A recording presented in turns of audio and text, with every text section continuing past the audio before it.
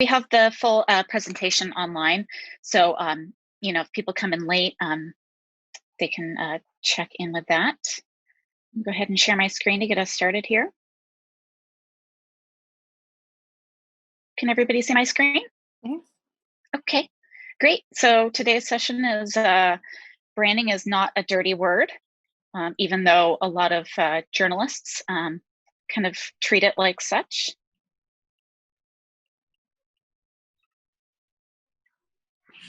So today we have myself. I'm digital editor over at Voice of OC. I'm the chief nerd. David Cohn, who's board chairman at San Francisco Public Press, and he's also with Subtext. And Landis Cole, audience development editor at Honolulu Civil Beat, and Sharina Zimi, communications director for INN. So today we're going to go through a basic kind of primer on branding, and then we're going to go into individual stories, like real life examples from each of the speakers. And then I'd like to leave as much time for the discussion as possible so that each person can get value from this. So first, why should you focus on branding? So I think it's pretty safe to say that branding a newsroom and a news agency feels really uncomfortable for most journalists. Whenever I've talked about it at my current work at Voice of OC or previous at the Orange County Register, it just makes a lot of journalists feel scammy and spammy, and it just makes them uncomfortable. But the reality is that a lot of journalists are really great at marketing because they're good at communicating things. They're good at taking complex things or abstract thoughts and putting it into, concise descriptions. They, can call out bullshit. So that really helps, marketing to people. And, at the same time, not liking marketing will make it way less, spammy for people. And you in your heart, by working in nonprofit news or just in local news in general, you understand the mission more than anybody else.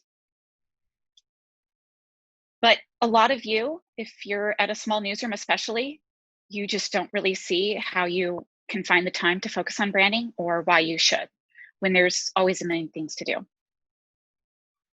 So branding can set you apart. Next time you're at the grocery store wearing your mask, take a look at the shelves and just see, like, for one product type, what each different product is trying to do to call out. Different brands of yogurt and different shampoos are all trying to make their message received. Does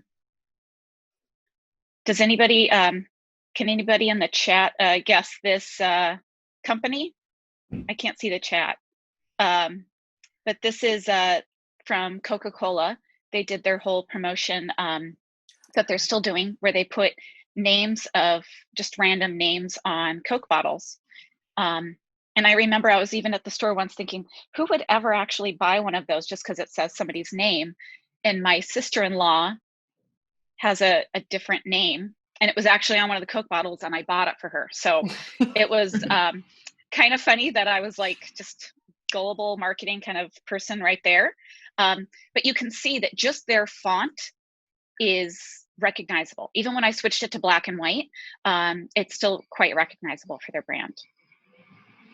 It conveys your mission.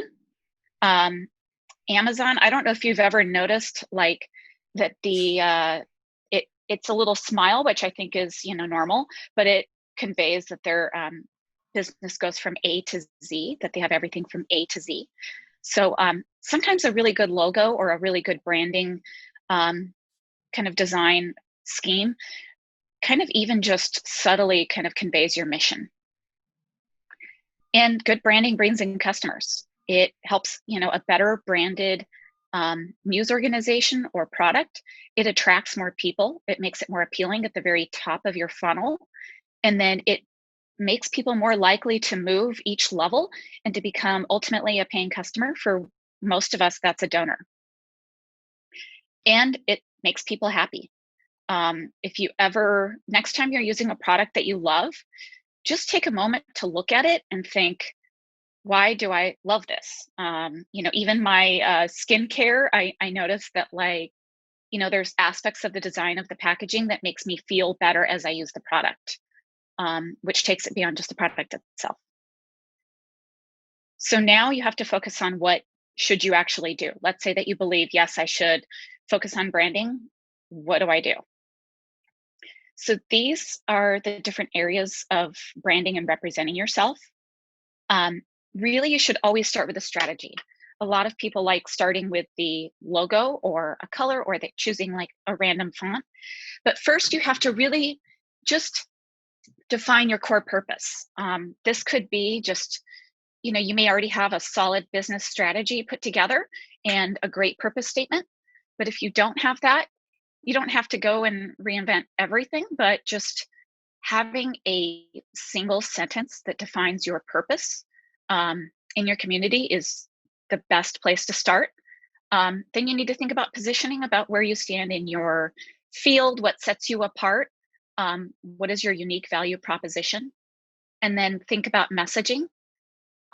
Your identity is, a lot of it is the way you look, but just overall, it's just the abstract thing is it's the way your brand feels to people. So every single thing you do, from each news article, from if your headlines are up style or down style, from the way that you attribute authors at the end of articles, the way that you represent people, the fonts that you have, those all make you feel different. The New York Times website feels decidedly different from Politico. And that all kind of contributes to the impression people feel when they use your product. And then the experience is all the other things. So every single product that you have, which when you think of products, you may just have a website, but it also would be any podcasts, any videos that you produce, that you post on YouTube. It would be your social media presences, your RSS feeds, every single kind of tentacle out there, the packaging, even the envelopes that you send notes to donors with, and your full funnel, each step. So your subscription pages and your donation pages and all of that. So for the strategy, your purpose is really defining, you know, who you are and really kind of thinking about that first. A good place to start is with keywords and key phrases. For positioning, that's just you deciding like who you are and what sets you apart. A lot of that can be helped by a donor survey. And then messaging. Your ID, that really starts with your name, making sure that it represents your brand, your logo, and your style, which would be fonts and colors and other design aspects. Your products is just each of those tentacles, as I talked about, every single different way that you are received by people. Packaging is how all of that is put together, how the articles are presented, and then the funnel is moving people along. So I'll go through a few real world examples here.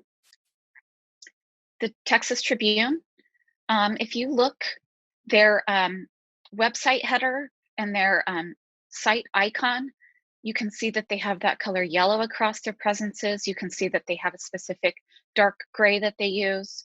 They have the same fonts. They have a lot of the same kind of messaging. It's very direct, concise messaging about their brand, even down to calling one of their newsletters the brief. So you can already get like a sense from them that they are about Texas, that they are all things Texas, that they are a nonprofit, and that they are working to provide, public service journalism, but they're also focused on, being brief and concise, just through the way they message. ProPublica, again, they use their icon throughout, even across the middle image. You can see that was on Instagram. They have their logo down at the bottom, which really helps in case somebody reshares. And a lot of people on Instagram don't read all of the text. They just often will scan the images. So even if they don't read that full Instagram post, it's just another kind of subtle branding about their brand. You can see that even their email pop-up and their app icon are all kind of reflected with their magnifying glass, which just makes you feel like they're digging in and investigating for you. Mother Jones, they have a black and orange concept, which is kind of the same colors we have at Voice of OC. You can see even on their staff page, the images of their staff members have a subtle gray, subtle orange gradient at the bottom that just makes it feel a little bit more, it doesn't feel generic. It doesn't feel off the shelf. It feels special, and it makes it feel more like a complete experience. And even the top of their website, just the way that their smart, fearless journalism, their tagline, just one clear call to action: donate, even though that should probably be in a color. And then even just their topics are short, to the point, and represent the breadth of their content. The New Yorker is one of my favorites. I know it'll feel a little bit of a stretch considering they probably have a full design staff. But you can still take design cues even from the big boys out there. You can see that I really love their email prompt. Every time I'm like looking at their website, just getting that Scarborough Daily newsletter, it just feels better than just, a Arial or Helvetica kind of generic email prompt. It doesn't feel special.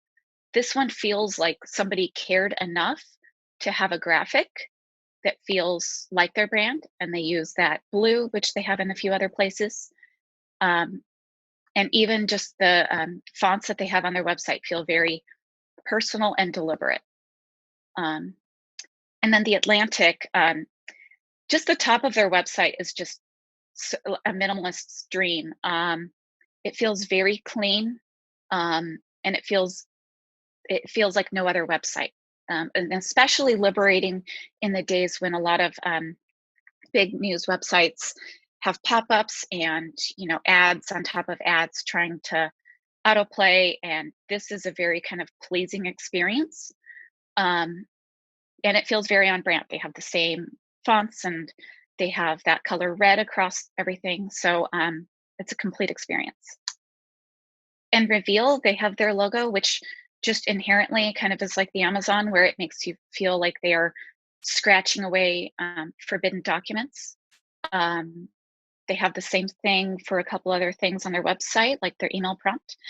And then even on YouTube, I really like that they had, the Reveal logo on a lot of the thumbnails, and they had, a nice title on their thumbnail for each one. It feels like they took that extra 5 minutes to make that feel special and unique and on brand. So I'm going to guess that a lot of you, we'll get more into this in the Q&A, but I'm guessing a lot of you work at small organizations. At Voice of OC, we have 5 full-time people. So it's really daunting to try to figure out how to do all of this. So here's some ideas. You can start small and just start with the basics. Just your name, tagline, logo, colors, and fonts. Even just those things will really help. Start by brainstorming around your purpose, which could be, it doesn't have to be, a week-long retreat in the mountains.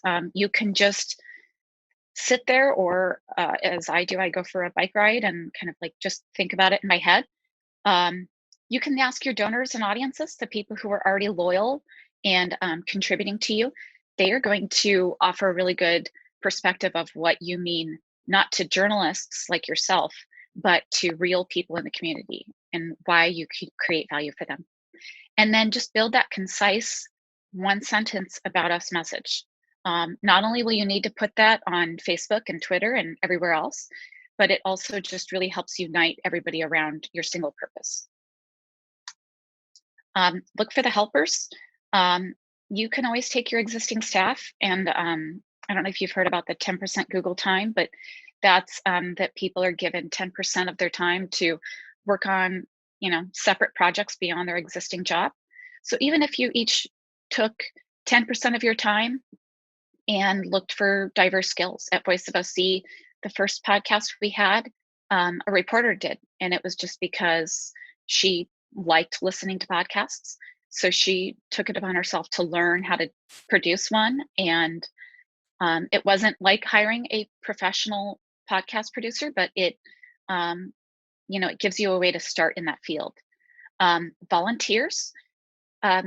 You might even look for volunteers from your donors. There's people who probably contribute to you who work at marketing agencies or who work in business, and they might be willing to just have coffee with you and help walk through some of these things with you and give you their impression. And they're going to be much more dedicated than if you hired an outside consultant. They may not have as much time to contribute, but they're going to really lean in and really want to help you. You can trade help with other organizations, sort of like when a retail chain has one employee go to another store that's really busy that day. Maybe try to find another nonprofit news org that needs help and you each fill a need for the other person so that you can just be more efficient with the staff that you have. And you can also look to local colleges, especially graduate students, but assistant professors and students often really love to get excited into real world projects. Start free.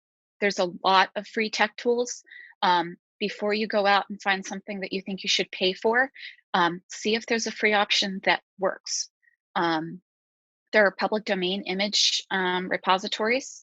I have links. I'll have a resources thing at the end, but always look for free options before you pay. There's online tutorials, even just on Instagram. You can learn how to design a logo yourself, even in an Adobe program.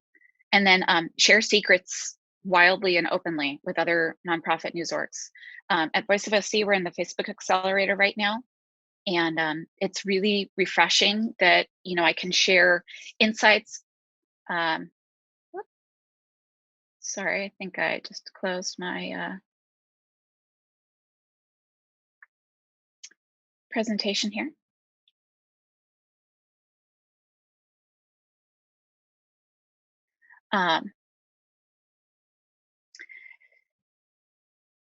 But it's really nice to share thoughts and things with Detour Detroit and with the Colorado Sun. There's a lot of really smart people out there, and it's great to share insights together. Set the right goals, especially getting the right message in front of the right people at the right time. Make sure that you're not trying to get someone who just visited your website from Google for the first time to give you $25 a month. That would be great if it worked out like that, but it is just not likely. So try to think about the funnel process so that perhaps people who visit your website are the ones that are seeing the donation prompts. But for people visiting from Google, maybe their first step is to try to get them to sign up for an email newsletter or to just read one more article. Start with your business strategy. Always think about your monetary goal and how you monetize it, and think like a user.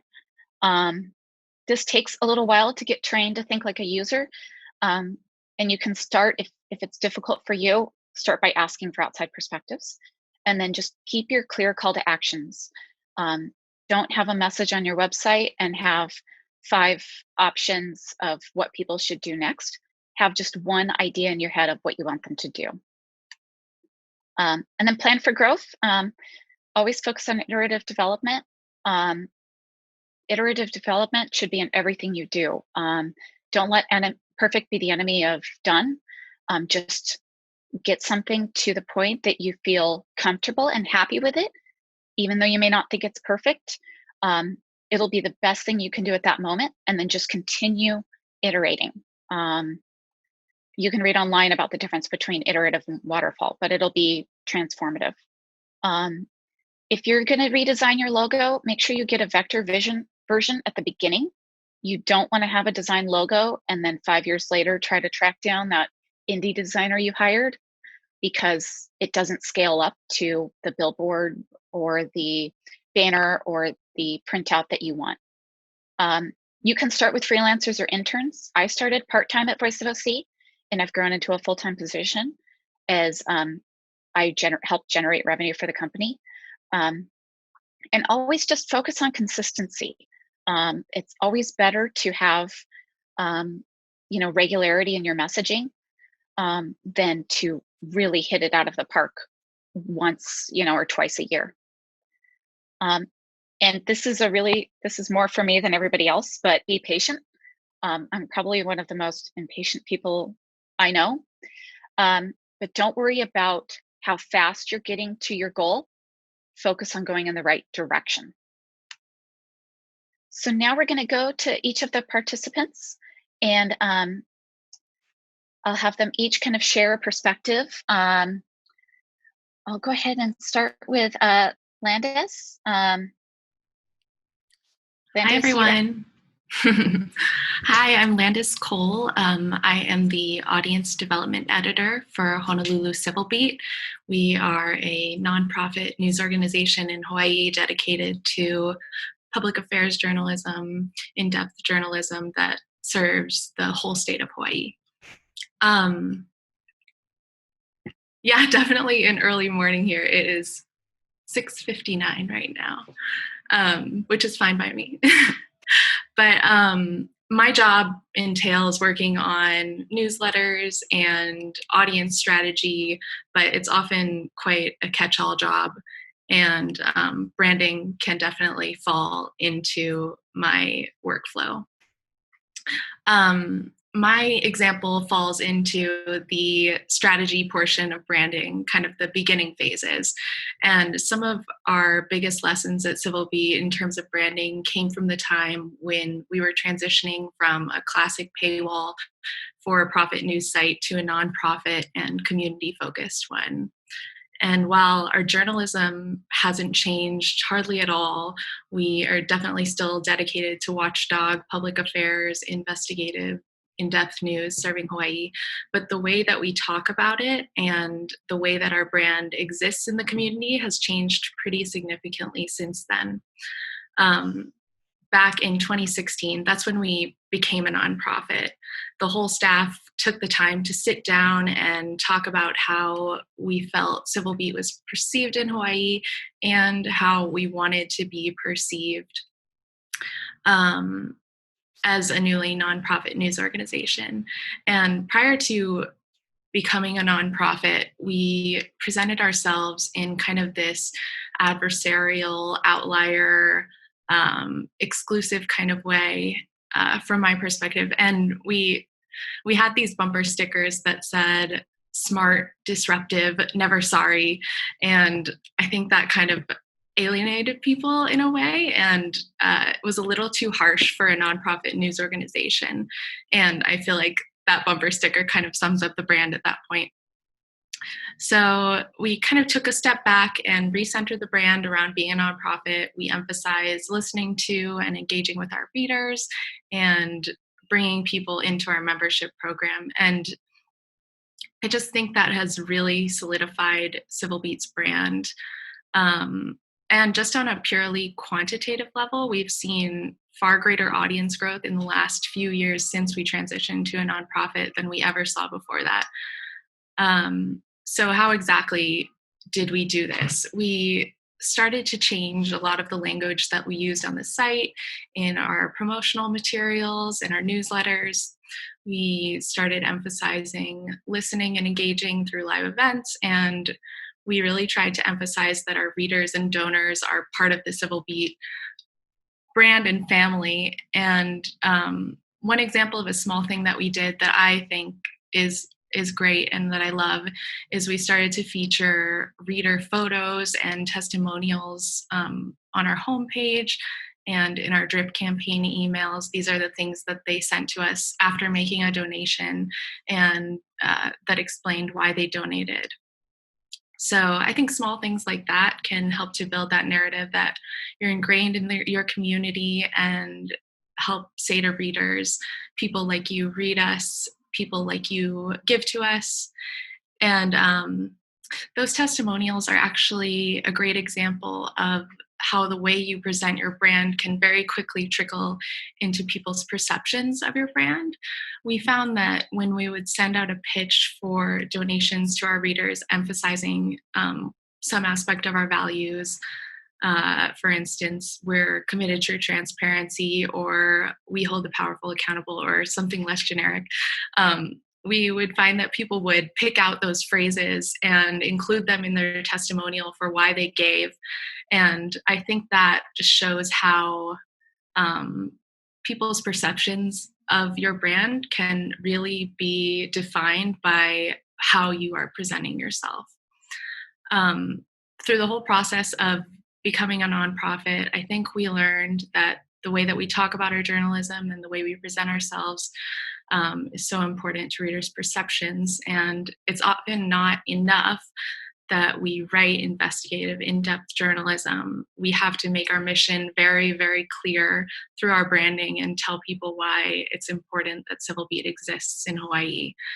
And now, every time that we launch a new newsletter or event series or a big project, we all at Civil Beat have a really solid handle on our brand, upon which to build out that new product and make sure it aligns with our mission and our brand. And I know that this example is a little broad, being from the strategy perspective, but I think it demonstrates that taking the time to have a branding reset with your team can be vital in getting everyone on the same page. And becoming a nonprofit really presented that opportunity for us. But I don't think that there is ever a bad time to take a step back and kind of reset your brand and look at it with fresh eyes. Thanks so much. Really appreciate it. Next, I'll go over to Shireen.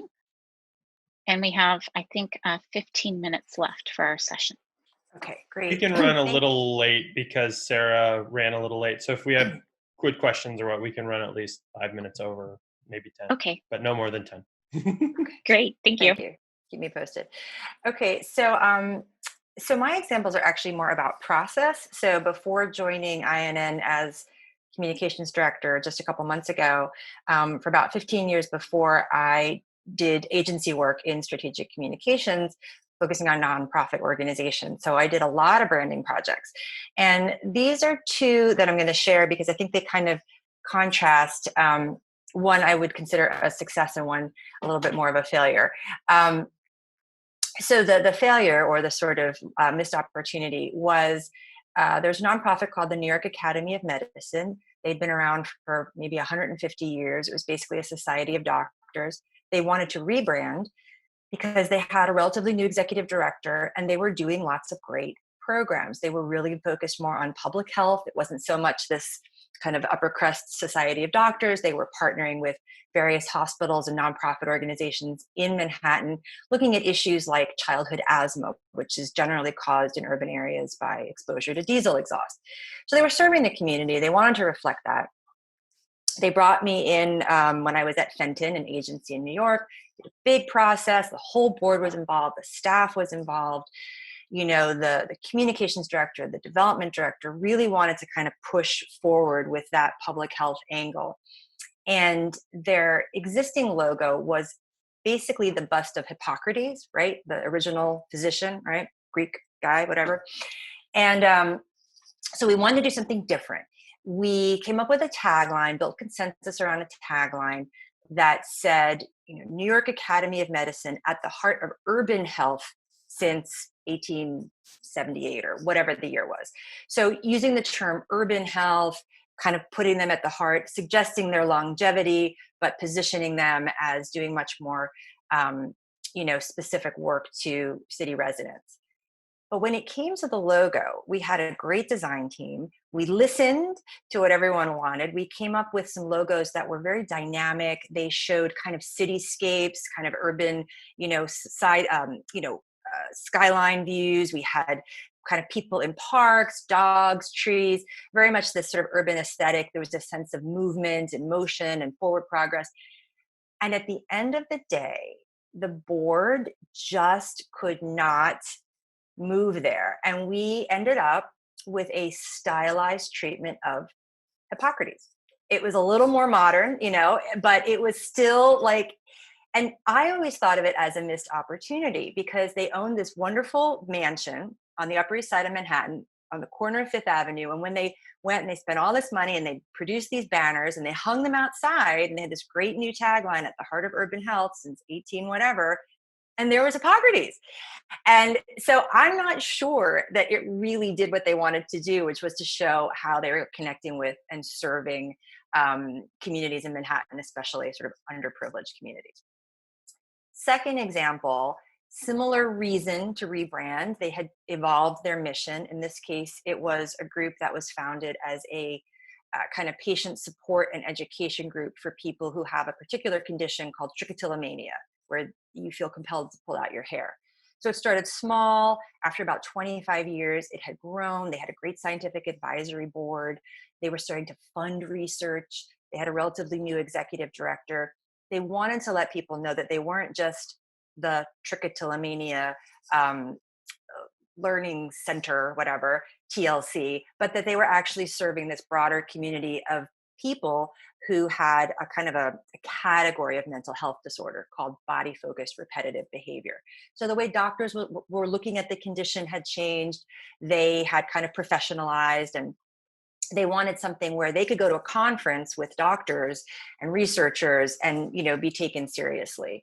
So in that case, even though there was a lot of attachment to this term TLC, the idea of tender loving care, they were a bunch that tended to not be very public. They tended to not like to, this is a condition that people are very ashamed about. And so the idea of kind of coming more public and coming more professional was kind of a big step. But at the end, we moved away from this kind of figurative, soft, emotional logo to something that was more abstract, that suggested kind of sort of concentric circles of information, or even an embrace. The font and everything was kind of professionalized, made cleaner, and the name was changed. We were able to keep TLC, but rename them to a foundation because they were now giving out grants, and they became the TLC Foundation for Body Focused Repetitive Behaviors, or BFRBs. And I will say that once we had that new branding, I also helped them do an outreach campaign, reaching out to health reporters, following up on stories, making sure that people who were covering these issues knew about them. I think we ended up with no fewer than 3 stories in the New York Times over the past year when they had never been cited before. I'm not saying it's just the brand, it was also the outreach, but it was allowing them to have that kind of professional look and feel and messaging that people took them seriously. So 2 different examples, but it really gets to the question of kind of not only when is the right time to rebrand, but who do you have on board? What is the feeling about your board, your staff? Are they really ready for that change? Because I have found that if people are not ready, it can be very hard to move them in the direction you want to go. Thank you, Shireen. I remember a couple heated conversations at Voice of OC, even though there was consensus. Yeah. Just so you know, that the name and the tagline and the logo and the colors of your brand may not feel sentimental, but it is. Yes. It can often be a hard. It is emotional for people, but once it's done, you feel like. And so now to David, I put a link to our free tech tools and all of our resource links. So make sure you bookmark that, and off to David. Hi, can everybody hear me? Awesome. I will try and keep it brief because if anything, I'd actually love to err on the side to leave some time for questions rather than me talk over. Although anybody that has talked to me knows that I can be a total windbag. So if you ever want to chat with me, waste an hour listening to me, I'm more than happy lecturing about all kinds of random things. So I work for something called Subtext, which just lets reporters or hosts text their audience, which as a brief aside, there's all kinds of moments to do branding. Even I actually chose this Zoom background because I think it's funny, but it's actually a branded moment. It's the guy doing the BBC interview when the kid came in on the room. And it's kind of funny, but it's just an example again of like, the visuals can become iconic, and that can actually lead to a branding moment, even if it's personal branding. The story that I wanted to share actually is an example of a failure or a misstep that I took. This is a long time ago now. This happened in maybe 2007 or 2008. I actually ran a nonprofit called Spot Us for about 4 or 5 years. Spot Us would fundraise for independent journalists and news organizations across the country. We worked a lot with nonprofits, actually. And Much to what Sonia said earlier, I'm a big believer in being iterative. And so the first version of Spot Us was very bare bones. Just like actually, again, talk about branding, subtext, which I just mentioned I'm working on now. The first version of it, we just called it Project Text because we didn't do any branding. We literally were like, what should we call it? We didn't want to commit to anything. So we just came up with the name Project Text and said, we'll deal with it later. And we just started working on the product because we didn't want to invest in branding around a product that we didn't believe in yet. Once we believed in the product, then we said, okay, let's sit down, and we started branding and then came up with the brand subtext and the design and the logo and things like that. But, and Spot Us was in a very similar place at this time. All I did was I bought the URL spot.us. Again, branding moment. I actually wanted spot.org, but the person who owns spot.org wanted $10,000 to sell that to me, and hence the name Spot Us, which worked. I mean, it was a nice play on words because this was about funding journalists, crowdfunding. So the name change worked, and it also saved me 10 grand. But the first version of it, I bought the URL, and all I did was there's something called PB Wikis. I think they're still around. It was basically your own personal wiki site, and I just did a domain shift so that if you went to spot.us, it was a wiki page, and I just put in some basic HTML lines, and like so I had a graph, and I just put the name of.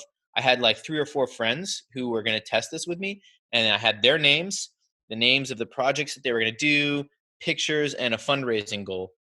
And I used a third-party platform to raise the money for them. So it was just a wiki site essentially. And as you might guess, the site was fugly, which is a combination of 2 words. I was still proud of it. I mean, it was done incredibly cheap. The whole thing cost me about, really $10. I bought the URL and was up and running with using all these third party platforms as Sonia mentioned, but it wasn't ready for prime time. It wasn't ready to market essentially. I think I had maybe the core, like the vision, but like the 3 layers that Sonia talked about, I hadn't done the work to really hone this thing in. But you have to put yourself in the mindset of 2007. This was, some sort of different thing on the internet, and as a result, it was getting a lot of attention, and the New York Times wanted to write about it. And in my naivete, I was super excited. I said, sure, and they did, and that sent a ton of traffic, which was great, except it was to this site that I just described, which was very bare bones, nothing much to speak of, and really only had it was my test, right? And this is where I think branding and marketing start to really connect, because essentially I had put the cart before the horse. I had done this great PR moment, this great marketing, before I had done the branding work. And as a result, I'm sure you've all heard the phrase, "You only get one chance to make a first impression." I had just made a first impression with a ton of people who came to this site and said, "What the hell is this? This is crap." And they were right. As far as sites go, it was the very first version. It took another 4 to 6 months to get to where I wanted the site to be. But at that time, you can't then approach the New York Times and say, "Hey, do you want to write about us again? I've got a new website." Because at that point, I'm sure, I don't have to explain it to all of you, that's not a story. And so I'd essentially missed the opportunity. So this goes to sort of a failed lesson in terms of one, why do branding? Because it is what helps you make that first impression, and also about timing. I'm a big believer in the iterative process, and finding your way there, and it doesn't have to be perfect, but also keep in mind that when branding meets goals, whether it's members or PR, marketing, things like that, you really do want to make sure that the way I often put it, and I apologize for this analogy. I hope it doesn't bring up violent things, but you think about, you can do like a shotgun approach and like, just one shot and scatter a bunch of BBs and hopefully you hit something, or more of a, timed sniper kind of approach. You've only got so many shots to take, essentially. And I had, in this example, taken the shot too early, and essentially missed with a lot of people because it wasn't targeted. It was just like, yeah, I'll take any attention I can get. And I think part of doing branding exercises is important so that when those opportunities do come, you are able to put your best foot forward. And that's why it's good to start those early, and again, kind of know where you are in the process of realizing where you want to end up. Because once you feel confident in the work that you've done and the branding that you've achieved, then you won't have to hesitate if and when the New York Times or some equivalent comes knocking and says, "Hey, we want to write about you," or put you up and on a billboard or a TV show or whatever. If you haven't done the work already, that can be actually a very scary proposition. But if you have, then it's actually a great opportunity. So again, this was an example of a misstep. It was a learning experience for me, especially again when it was 6 months later and I wanted all that traffic and that attention, and I had sort of already lost it. I potentially lost some momentum, but let me pause there actually, because I think we have a little bit of time, and I'll pass it back to Sonia, but I imagine, or Jonathan, we have 5 or none. 5. All right. I'm going to go on mute, but let's see if there are any questions that we can answer relatively quickly. I see one question. It's could you speak to some low lift ways organizations can get early feedback on their branding ahead of a major news moment when it really matters? Feel free to put other thoughts in the chat. I personally would just say that I think the best way is going to some loyalists for your brand from outside your organization. Everybody in the organization, you use journalism words, use things that are like inward kind of facing. Talk to somebody who supports your brand. For us, we have a longtime donor at Voice of OC who owns a marketing agency in a neighboring city, and he just cares about us a lot and started donating to us before we branded at all, before we really asked for donations. And we just went there for coffee, and he just was talking to us about marketing and branding strategies. He was just very kind. Anybody else? Looks like there's a question from Todd. Oh, sorry. Oh, okay. I'm sorry, Jonathan. No. I just wanted to add that even just like asking your readers, like we will sometimes, if we have a question about our brand or like a new product that we're launching, we'll just include like a note at the top of our daily newsletter and ask people for feedback on anything from like a logo to a concept. Awesome. We have 8 minutes. Let me weigh in on Todd and also Ariel. So to Todd's point about the length, you should always start with some kind of research. So I would say, you want to build in at least a few weeks for getting that stakeholder input. And then depending on how much you have to do, is it going to be design? Is it going to be a renaming? Is it going to be a complete website, facelift? But I think the actual positioning and messaging, logo development process can be done in a matter of a few months if you've got, the right team. It's the other making all your materials get updated that might take a little more time.